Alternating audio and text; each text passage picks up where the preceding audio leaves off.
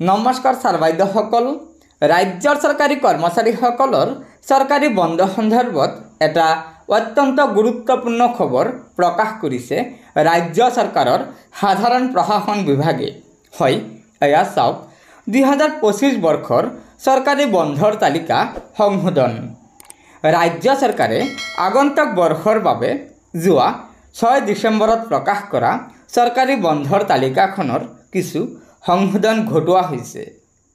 সংশোধিত অংশ নতুনকৈ প্ৰকাশ কৰিছে।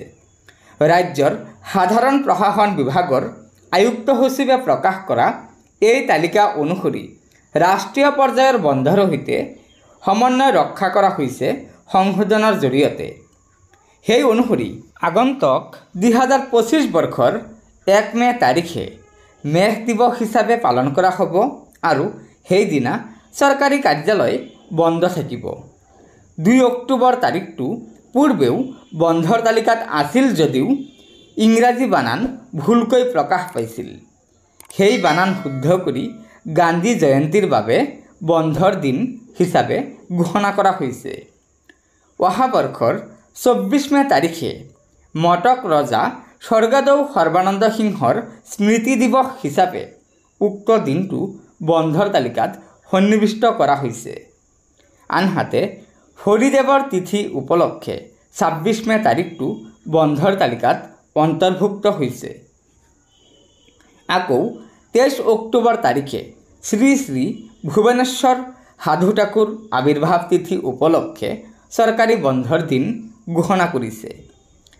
1 নৱেম্বৰ তাৰিখে কুকি চাৱাং কুট উপলক্ষে চৰকাৰে বন্ধৰ তালিকাত অন্তৰ্ভুক্ত কৰিছে।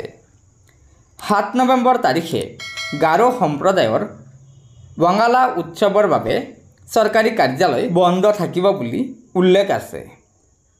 আনহাতে 19 নৱেম্বৰ তাৰিখে বীৰ ৰাঘৱ মৰাণ দিৱস উপলক্ষে দিনটো বন্ধৰ তালিকাত সন্নিৱিষ্ট কৰিছে।